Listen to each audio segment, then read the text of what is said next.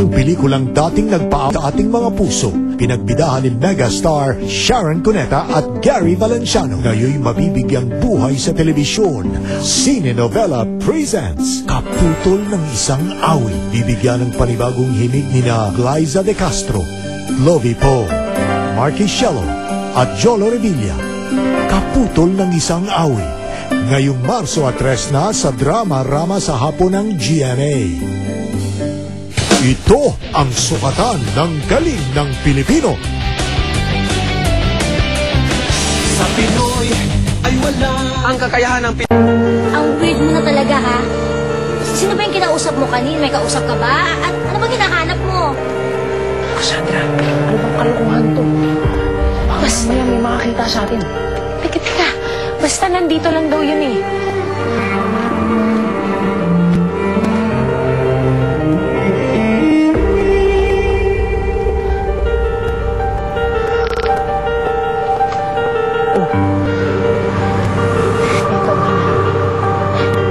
Lipstick? Ang dami ko kaya niyan. Sana maghingi ka na lang. Anong ibig sabihin niya? Hindi ito basta-basta lipstick. Ito ang susunod nating ebidensya. At ang ibig sabihin nito, babae ang serial killer. Pwede rin binabaan. May punto siya. Cassandra, may parating magtago ka!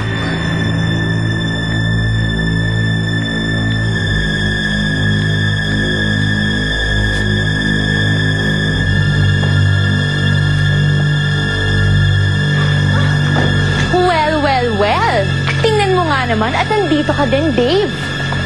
Oh, Ivy. Inspector Rex, anong ginagawa ninyo dito? Eh, mapilit kasi to eh. Gusto daw niyang makita yung pinagtapunan ng mga biktima.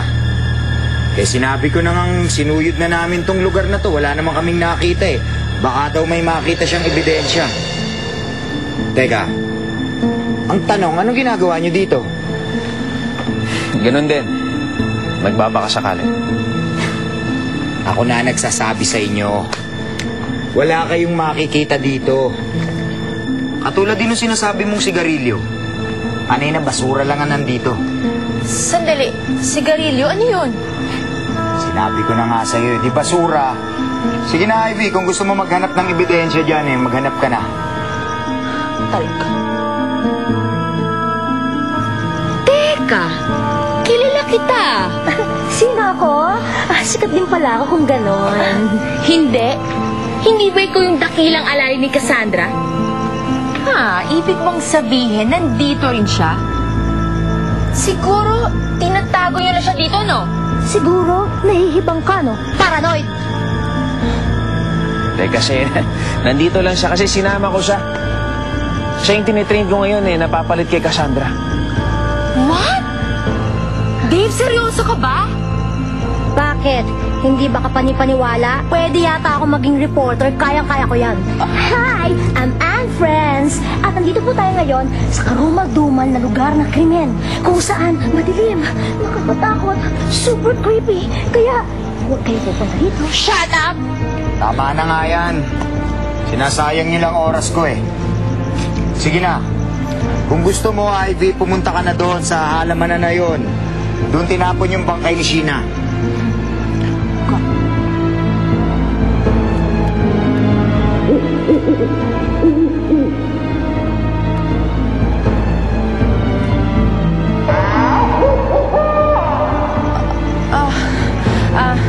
Mukhang wala na nga makikita dito. Alika na, Inspector. Alis na tayo, alika na.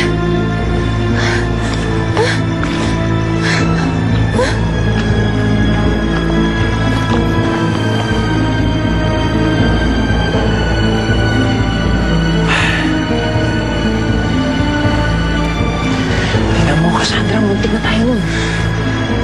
Mainit talaga sa akin ang Ivy na yan. Dave, yung sinabi mo kanina, seryoso ka ba talaga doon?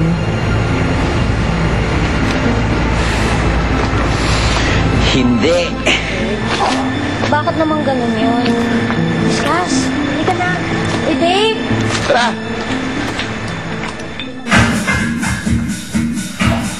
Hey, Joy.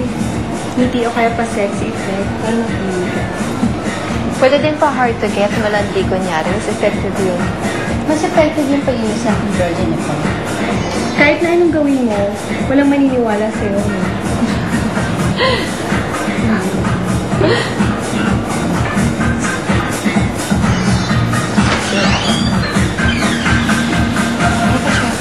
Ayos ka! Mas effective pala yung patanga effect eh.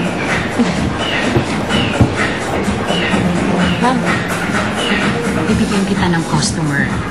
Yung si Tom na sinasabi ko sa'yo medyo weird, pero magaling magbigay ng tip. Diba sabi mo naman, pag okay yung presyo, di okay lang din sa'yo, diba? Sige, ikaw na bahala, ha? Okay, tingin mo mabuti. Sige na, good luck.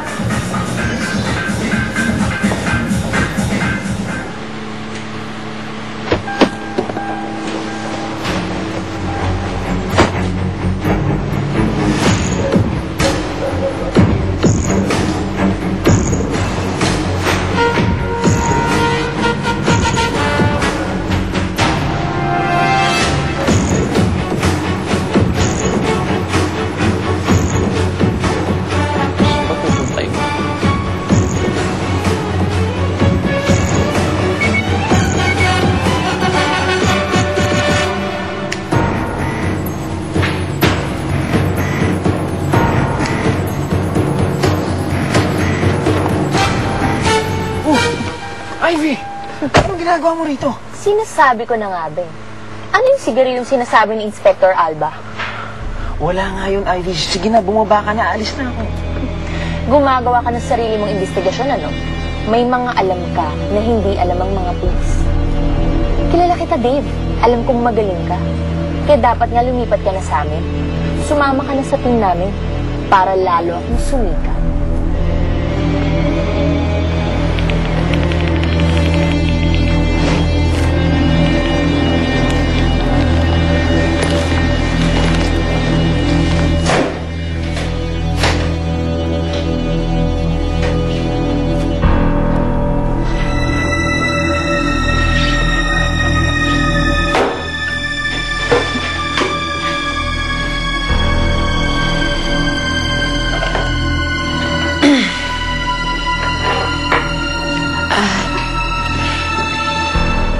Sana hindi mo muna ako dinala dito kasi hindi ako pwede ngayon eh.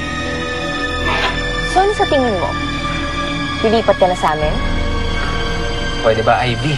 Wala nga akong planong lumipat. Kung kinakailangang matulog ako sa'yo, doon ako tumira sa bahay mo, okay lang sa akin. O sige, Ivy. Pero sa isang kondisyon. Ano yun?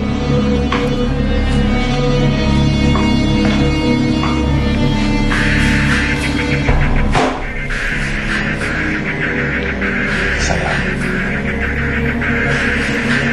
Oh, Sumayaw ka.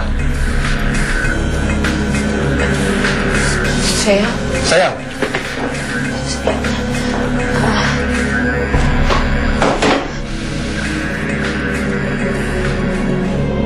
Tingnan mo muna yung trunk. May papakita ako sa'yo.